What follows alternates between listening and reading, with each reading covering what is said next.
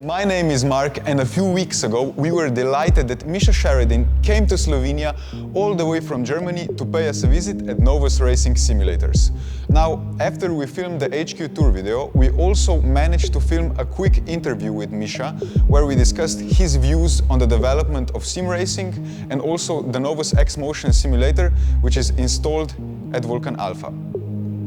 So you've driven a lot of different cars around the ring, ranging from stock cars to modified cars that have been made to race on the track, and even purpose-built race cars.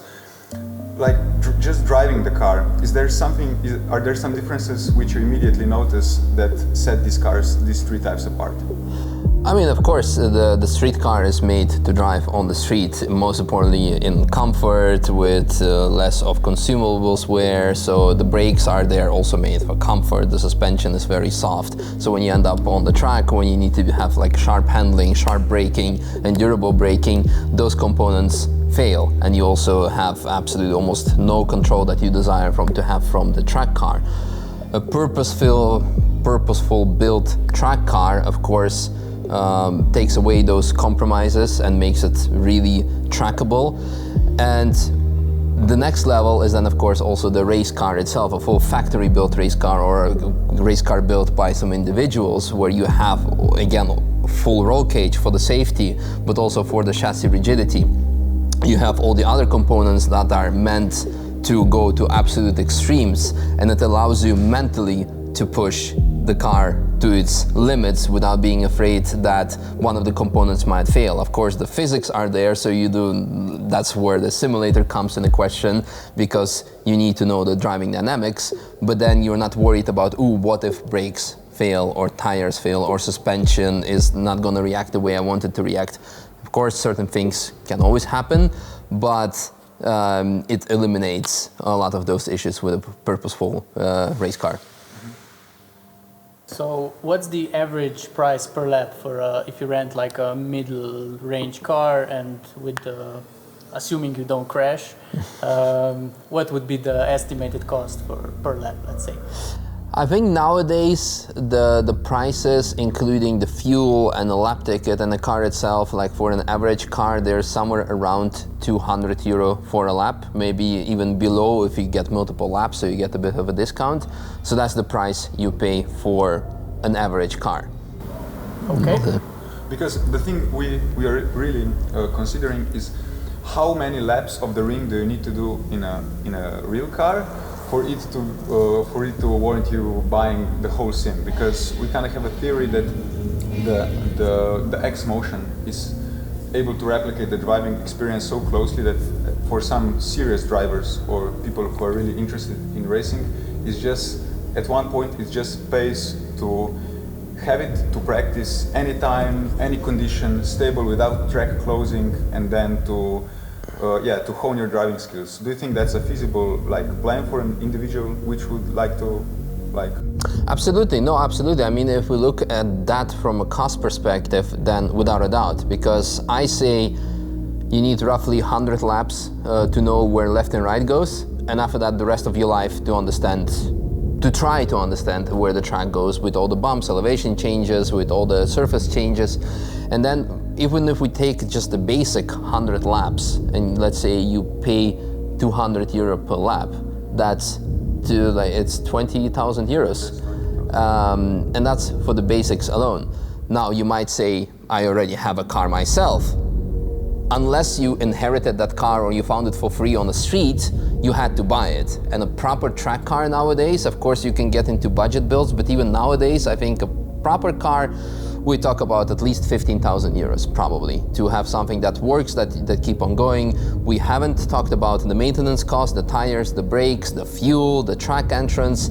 So that alone would be, again, around €30,000, which is the price of the sim. And that limits you with the car in one spot. We don't talk about you need to get to the track, you need to drive there, you need to stay in the hotel, you need to maybe book a flight to go there, or again travel by car and organize a trailer.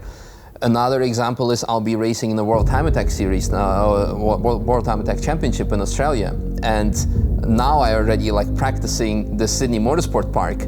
So I can already know where the track goes left and right to try out certain techniques with the corner entries, etc. Because otherwise I would be limited to the time that I would be having there during the event with the real cars, and I would have a bit of more competitive advantage. And finally, the best example is, I think, Jimmy and Steve, my race co-drivers in our Bilstein Black Falcon race team. They came and they blew away everyone, and as a matter of fact, they're even faster than me because they're spending so much time on the sim, because their work or the actual job as content creator is on the sim, and they might as well just do that non-stop. Whereas for me, I need to be everywhere and all kinds of things, and I get some time to drive, and quite often all kinds of different cars, so it actually gives me a disadvantage. But that's a story for another time. So long story short, absolutely, sim is the best way to reduce the cost, to learn how to drive, because at the end of the day, foundation is the most important thing. The driving dynamics, know how to drive a car, and that's what you get to know on the sim. And then, of course, the cost ownership of a car.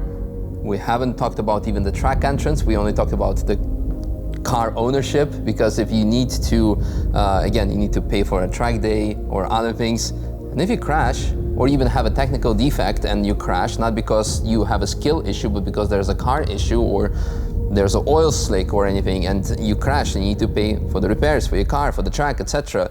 And you can do all kinds of stuff on the sim and not worrying about having to pay for all of those damages. So absolutely, that alone, it might sound like a lot of money, but it's an investment, definitely. If you're looking into becoming a professional driver, or at least being a better driver, even in daily driving scenarios, absolutely.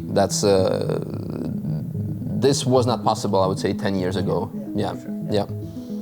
Like in the sim, when you crash, there are zero consequences. You press reset and you go on. How does that translate into real life?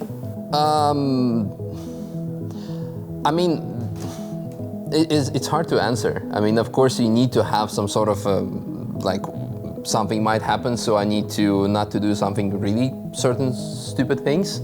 But I don't know how to answer it even properly.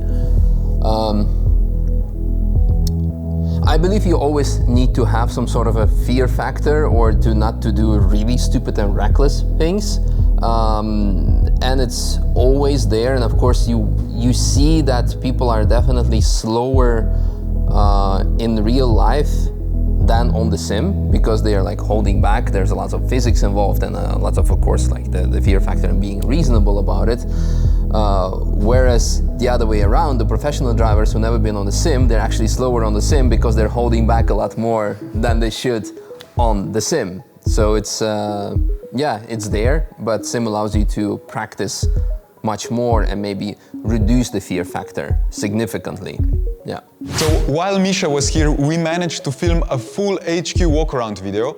Luca showed us around some of the upcoming features which are under development for the X-Motion.